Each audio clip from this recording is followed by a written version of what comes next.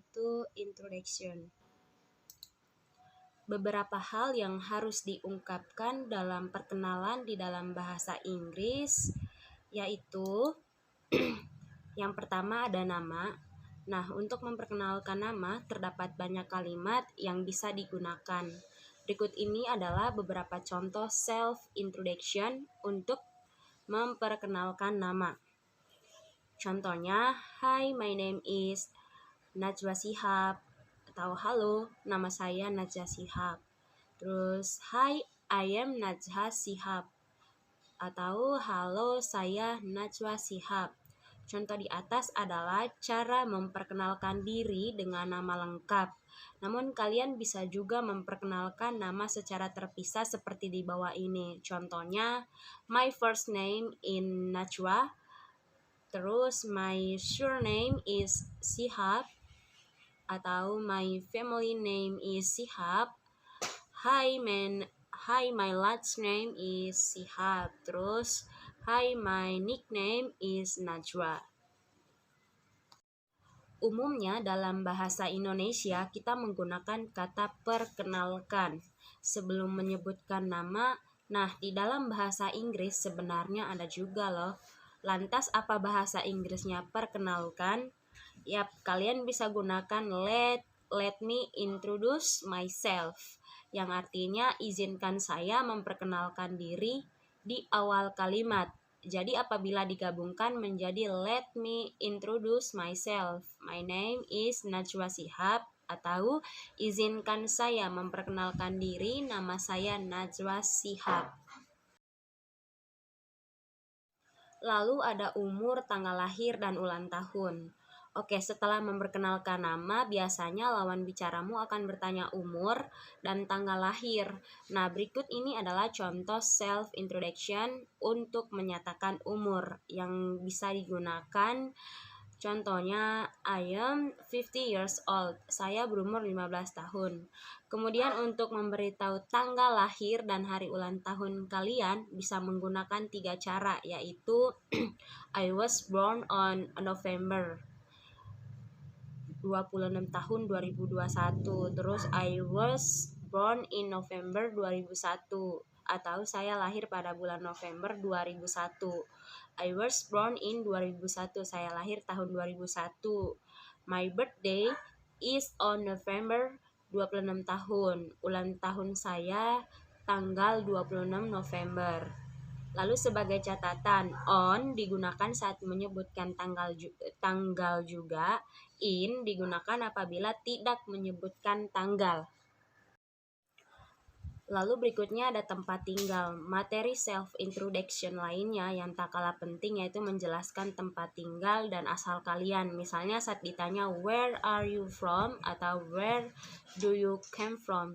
Nah, kalian bisa menjawabnya dengan menggunakan kalimat seperti di bawah ini. Contohnya I'm from Indonesia. Terus I'm from Bandung. Saya berasal dari Bandung. Namun kalau ditanya where do you live, kalian bisa menjawabnya dengan kalimat I live in Margahayu, saya tinggal di Margahayu, I live on Margahayu, I live at Margahayu Street, nomor 23, saya tinggal di Jalan Margahayu nomor 23. Dengan catatan, in digunakan untuk menjelaskan nama daerah, on digunakan untuk menjelaskan nama jalan, at digunakan untuk menjelaskan alamat lengkap berikut nomor rumah. Lalu ada hobi dan asal sekolah. Pertanyaan mengenai hobi merupakan pertanyaan yang sering ditanyakan.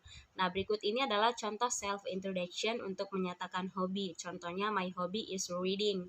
Hobi saya membaca, atau jika hobi kalian lebih dari satu bisa menggunakan hobbies. Jadi ada tambahan S-nya. Contohnya, my hobbies are reading and listening to music. Hobi saya membaca dan mendengarkan musik. Kemudian untuk memberitahukan asal sekolah, kalian bisa gunakan kalimat I go to SMAN 1 Jakarta. Saya sekolah di SMAN 1 Jakarta. I am student at SMAN 1 Jakarta. Saya murid SMAN 1 Jakarta. I study at SMAN 1 Jakarta. Lalu ada cita-cita. Pertanyaan mengenai cita-cita juga sering kali ditanyakan sehingga kita perlu mengetahui cara menjawabnya. Berikut adalah contoh kalimat introduction untuk menyatakan cita-cita. Contohnya, I want to be a doctor when I grow up. Saya ingin menjadi dokter ketika saya dewasa. I want to build I want to build a school when I grow up. Lalu, my dream is to become a doctor. Saya ingin menjadi dokter. Lantas bagaimana kalau tidak punya cita-cita? Nah, kalian bisa menggunakan kalimat seperti di bawah ini. Contohnya, I don't know yet, but I am interested in the entertainment industry. Saya belum tahu, tapi saya tertarik dengan industri hiburan. Lalu ada my likes and dislikes. Yang pertama, likes atau suka. Umumnya kalimat yang sering digunakan untuk menyatakan hal yang disukai yaitu my favorite food is gitu, I like. Namun biar kelihatan keren, kita ganti kalimat di atas menjadi kalimat seperti di bawah ini. Hanya digunakan untuk person, thing, sama activity. I love, saya suka. I adore, saya mengagumi. I am into, saya suka. I am crazy about, saya tergila-gila dengan. Terus I am mad about, terus ada lagi I am keen on, saya tertarik dengan. Terus I am a fond of, saya adalah penggemar dari. Hanya digunakan untuk person and thing. Contohnya, I can get enough of, saya nggak pernah bosan dengan. Terus I have a soft spot for, saya lemah dengan. Terus hanya digunakan untuk tying and activity. Contohnya, I am personal about, saya suka banget dengan. Terus I am enjoy, saya menikmati. Kalau untuk dislike-nya atau tidak suka, contohnya lalu kalimat seperti apa yang digunakan untuk menyatakan hal yang tidak kita sukai. Nah, kalian bisa coba gunakan kalimat di bawah ini. Hanya digunakan untuk person, thing, and activity. Contohnya, I dislike, saya tidak suka. I despise atau loathe atau detest, saya benci gitu. I can't stand, saya tidak sanggup menghadapi. I am not crazy about, saya tidak tergila-gila dengan. I am not a fan of, I am not keep on, I am not into. Tuh, kalau hanya digunakan untuk tying and activity, contohnya I don't appreciate, saya tidak mengapresiasi. Lalu berikutnya contoh teks introduction. Hey, my name is Angelina Elaria Janita, atau my name is Kanifal Ulama. I am 20 years old. I was born in Pekalongan. Now I live in Jakarta Utara, Kelapa Gading. I am a student of Pancasakti University, the management program. I like reading and listening the music. Lalu berikutnya ada present perfect tense. Definisi present perfect tense. Present perfect tense adalah suatu bentuk kata kerja yang digunakan untuk menyatakan suatu aksi atau situasi yang telah dimulai di masa lalu dan masih berlanjut sampai sekarang, atau telah selesai pada waktu tertentu. Pada suatu titik waktu tertentu di masa lalu, namun efeknya masih berkelanjut. Dilansir dari English Spec, tense ini biasanya digunakan untuk membicarakan mengenai pengalaman atau perubahan yang melibatkan sebuah tempat.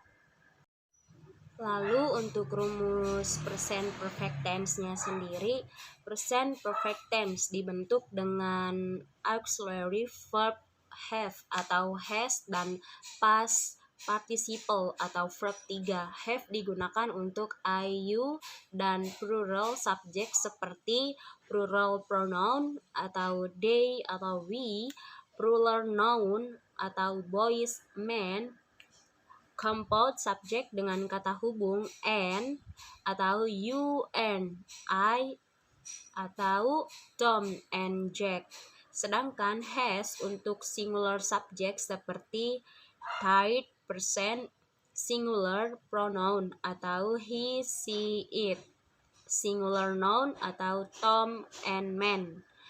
Past participle dibentuk dengan menambahkan ed, en, d, t, n atau ne. Pada bas from berupa regular verb, pada bas from berupa irregular verb. Bentuk past participle tidak konsisten dikarenakan adanya perbedaan auxiliary verb dalam kalimat. Rumus tense ini pun juga berbeda-beda. Selain untuk kalimat pernyataan positif, ada juga untuk rumus kalimat negatif dan juga kalimat tanya. Apa saja itu? Kalimat pernyataan positifnya contohnya I, you, we, they plus have plus verb 3 atau they have lived in Jakarta for a long time. Lalu he, she, it plus has plus verb 3 atau he has learned English for 1 year. Kalau untuk kalimat pernyataan negatifnya I, you, we, they plus have plus not plus verb 3 atau they have not lived in Jakarta for a long time atau he, she, it plus has plus not plus verb 3 atau he has not learned English for 1 year. Kalau untuk kalimat tanya atau interrogatifnya yaitu have plus I, you, we, they plus verb 3 atau have they lived in Jakarta for a long time. Has plus he atau she atau it plus verb 3 atau has he learned English for 1 year. Lalu berikutnya adalah beberapa adverbs yang biasa digunakan untuk mengekspresikan present perfect tense, yaitu ada yet, already, terus just, ada ever, ada never. Dan ketika kita berbicara dengan tindakan-tindakan yang belum selesai atau sebuah situasi tertentu, maka kita bisa menggunakan for atau since. Lalu waktu yang tepat untuk menggunakan present perfect tense, yaitu bagaimana mengidentifikasikan sebuah kondisi bahwa sebuah kalimat memiliki bentuk present perfect tense atau kapan saat yang tepat menggunakan tense ini. Kamu bisa melihat ciri-cirinya dengan contoh keterangan waktu alias time expression berikut ini. Contohnya already, just, recently atau lately atau ever, yet, for plus keterangan waktu yang menunjukkan masa lalu hingga sekarang, terus since plus keterangan waktu yang menunjukkan pertama kali kejadian atau kegiatan dimulai. Lalu contoh kalimat present perfect tense. Membicarakan pengalaman, I have been to France. I think I have seen that movie before. Joan has studied to foreign language. Atau have been to Bali 3 times. Have you ever been 3? How many times have you traveled abroad? Lalu sebuah perubahan. You have grown since the last time I saw you. The government has become more interested in arts education. Atau Japanese has become one of the most popular courses at the university since the Asia Studies program was established. Lalu my English has really improved since I moved to Australia. Lalu ada pencapaian atau hasil. Man has walked on the moon. Atau our son has learned how to read. Atau doctors have cured many diseases. atau scientists have split the atom. Contohnya, the army has attacked that kitty 5 times.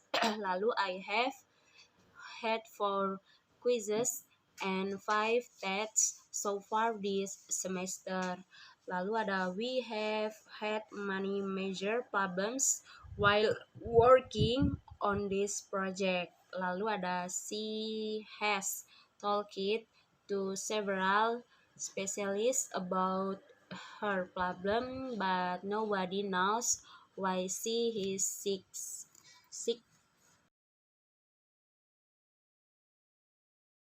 Menggunakan present perfect dalam bentuk pasif. Kita sudah melihat contoh-contohnya ketika berbentuk aktif, yaitu ketika subjek digambarkan sedang melakukan suatu tindakan. Ketika kita menggunakan bentuk pasif, kita berfokus pada apa atau siapa yang menerima tindakan. Kita bisa menggunakan bentuk pasif hampir dalam semua tense dengan cara menambahkan verb atau to be sebelum kata kerja, contohnya dalam present simple. Atau bentuk aktif, people collect the goods. Bentuk pasif, the goods are collected. Pada bentuk past simple, kalimat tersebut menjadi bentuk aktif, people collected the goods yesterday. Bentuk pasifnya, the goods were collected yesterday.